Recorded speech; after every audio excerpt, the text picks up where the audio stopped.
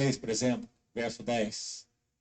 Paulo disse pelo Espírito que é pela igreja que a multiforme sabedoria de Deus se torna conhecida, de principados, potestades nos lugares celestiais. Porque a igreja é instrumento de realização e de cumprimento do eterno propósito. Então, queridos irmãos, nossa conclusão é que tudo que se aplica a Cristo se aplica à igreja. Porque a igreja está unida a Cristo, cabeça e corpo. Louvado seja o Senhor pela visão de Jacó em Betel. Louvado seja o Senhor pela pessoa e obra do nosso Senhor Jesus. E por aquilo que nós somos constituídos nele. Agora, duas coisas ainda breves para nós concluirmos. Ainda nesse assunto. Abra, por favor, Gênesis 48. Já estamos concluindo. Gênesis 48, versículo 15. Escute bem esse versículo.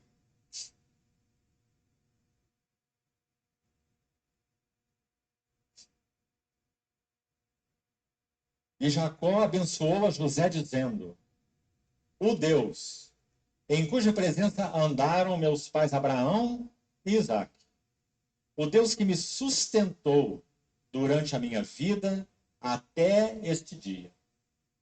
Para o propósito desse momento, vamos só observar essa expressão: o Deus que me sustentou durante minha vida até esse dia. Sabe o que acontece aqui, irmão?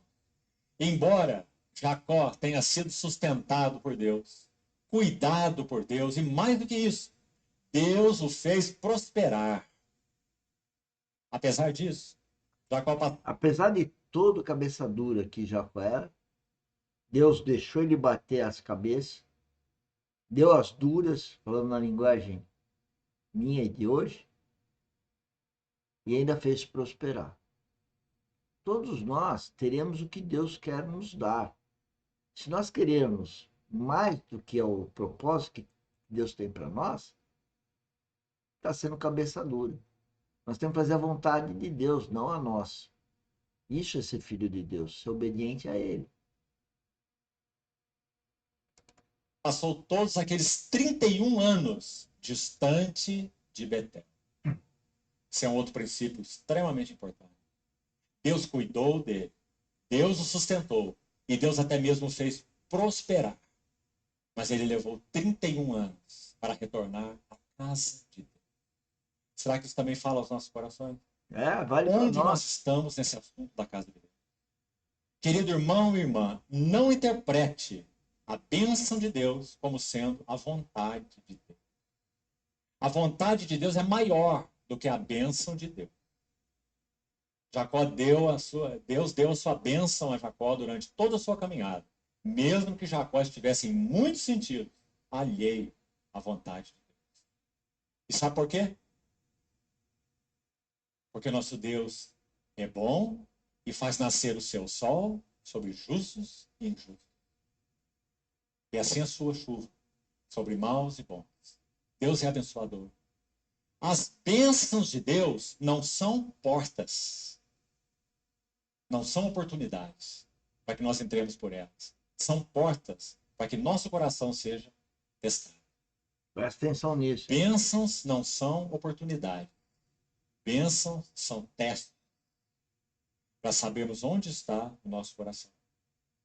Jacó foi sendo abençoado, abençoado, abençoado, mas não sabia que supervisionando essas bênçãos estava aquele que iria capturá-lo. Então, essa é uma segunda lição importante sobre a vida de Jacó nesse período. Quando ele estava em Betel, luz, revelação, viu a casa de Deus. Ó, irmãos, quantos de nós tivemos o mesmo privilégio? Quantos de nós? Talvez a grande maioria de nós que estamos aqui. Podemos louvar o nosso Senhor e dizer: obrigado, Senhor. Vimos ao da tua casa. Recebemos luz e recebemos revelação. A segunda pergunta é: até onde o curso de nossa vida, nossos hábitos, nossos relacionamentos têm sido mudados? Segundo, Deus sempre nos cuidará de nós. Ele sempre nos suprirá. Ele sempre nos sustentará. Mas isso não significa que essa é a sua vontade central. Jacó esteve 31 anos longe de Betel. E Deus o cuidando. E Deus o sustentando. Então, que o Senhor nos ajude também a fazer a nossa leitura a respeito disso. Então, o que a gente entende? Que a gente tem que fazer a vontade de Deus. Olha, quando a gente ama uma pessoa, a gente faz a vontade dela. Só tem um problema. Aqui, amar a Deus, fazer a vontade de Deus, como está no Pai Nosso.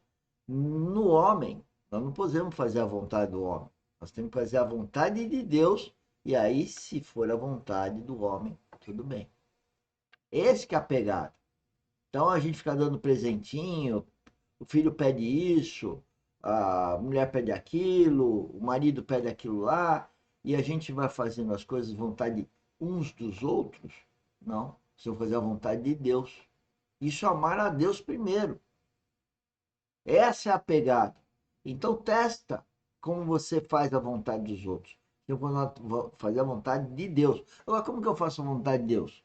Se eu não escuto Deus com esse ouvido, não vejo Deus com esses olhos, eu tenho que nascer de novo. Porque é pelo novo nascimento, é pelo Espírito Santo que eu vou ouvir, ver, por revelação, pela certeza, sem ver, do que Deus quer. É isso. É essa que é a mensagem que nós temos que colocar aqui para todos nós. Isso vale para mim, como vale para vocês, vale para todo mundo. E estamos falando aqui de filhos de Deus. Toma cuidado, que para o ímpio e para o religioso não vale isso, não. Está falando para filhos de Deus. E nós estamos aqui na academia não para acusar alguém que acusar que é ou não é filho de Deus. Isso não nos cabe. Cabe nos alertar. É o que eu estou fazendo na academia, né? Testemunhando a minha vida como engenheiro civil geotécnico, para a própria família, né? Para próprios amigos pessoais, para amigos que trabalham conosco, conclamando pessoas para virem trabalhar conosco, para entender o que é trabalhar conosco, a vida espiritual. É isso que eu faço, por ordem de Deus. Por isso que muitos acham que eu sou louco, porque isso não se alinha, isso não se coaduna com a vida natural. É lógico. Não, foi assim que aconteceu com Cristo e acontecerá com todos aqueles novos nascidos, todos os irmãos de Cristo. E um último aspecto. Quando Jacó faz esse voto adicional, nós acabamos de citar, estamos então recordando e aqui vamos encerrar. O Senhor confirma sua bênção, acrescenta aí um adicional maravilhoso. Essa palavra é citada em Hebreus capítulo 13 de uma maneira linda. Eis que tenho te dito, nunca te deixarei, jamais te desampararei. Então o autor de Hebreus diz, o que nós faremos diante disso? Nós não temeremos. Que nos poderá fazer o homem? Hebreus 13, versos 4 e 5. E no mesmo contexto dizendo, então seja a vossa vida sem avareza, sem avareza. Hebreus 13, 4 e 5. Contentai-vos com as coisas que tendes, porque ele tem dito, não te deixarei, não te desampararei. Mas quando Jacó ouviu isso, o que ele fez? Ele mostrou toda a sua avareza. Muito ao contrário do que diz Hebreus 13. Ele vai dizer, se fores comigo, se me deres pão para comer e roupa Olha a para atitude vestir. dele. Jacó estava focado em si mesmo e incapaz de compreender os pensamentos de Deus. Esse é o Esse que é o problema. Deus de Betel. Vocês vão ver no Então, irmãos, transcorrer da vamos história o que vai concluir aqui por acontecer. hoje e vamos manter esse quadro diante de nós. Quando o Senhor Jesus entra no Jordão, essa pedra, essa coluna é ungida. O Espírito Santo desce sobre ele no Jordão. O Senhor Jesus é a casa de Deus. Essa coluna foi ungida no Jordão. Quando a igreja aproxima-se o dia de Pentecostes, 120 irmãos, o Espírito Santo desce sobre essa coluna e baluarte da verdade. A igreja, a casa de Deus. O Senhor Jesus é a coluna no Jordão e a igreja é a coluna no Pentecostes. Para que então o propósito de Deus possa ser realizado. Mas nós estamos apenas na primeira coluna. Muita coisa mais tem que ser trabalhada na vida de Jacó. Para que ele possa finalmente habitar em Hebron, sua última parada. E é o que nós vamos fazer nas outras lives. Vamos E concluir essa. Hebron significa união. comunhão. Era impossível que já... E é isso que nós buscamos aqui na academia. Comunhão com os senhores que estão me ouvindo, comunhão com aqueles que trabalham conosco e comunhão com aqueles que venham trabalhar conosco. Comunhão. Habitasse em união, habitasse em Hebron, sem que Deus trabalhasse sua vida através de toda essa peregrinação e através dessas 4 colunas, para que ele pudesse finalmente morar em Hebron, numa vida de união e numa vida de comunhão. Senhor, continue falando aos nossos corações. Vamos para a oração. Senhor, nós entregamos a Ti Tua palavra compartilhada nessa noite. Confiamos na Tua bondade, na Tua luz, na Tua revelação, na Tua graça, em aplicar a Tua palavra aos nossos corações.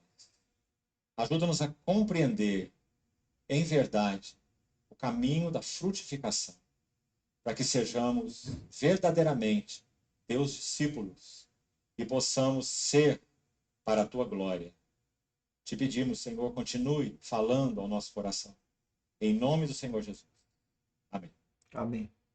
Bom, senhores, essa oração, vocês percebam que é uma oração não pedindo coisas, mas, de certa forma, pedindo para Ele revelar que nós sejamos, diria, bons discípulos, bons filhos para Ele, bons cooperadores para Cristo, amantes do Espírito Santo, que habita o nosso coração. Então, um relacionamento todo dia, todos os dias, e não vamos nos distrair com essas festas, com esses rojões, e vamos lembrar de Cristo, nascer de novo, edificar Cristo em nós.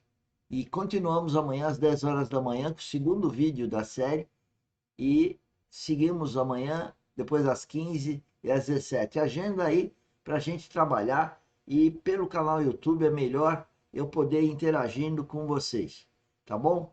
Bruno que entrou agora, até amanhã aí na nossa live de amanhã, às 10 da manhã, às 15 da tarde e às 19 da noite.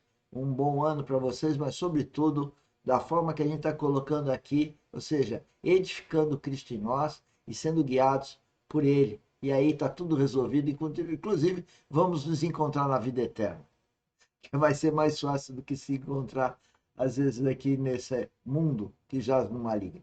Tchau, uma boa noite, uma boa festa.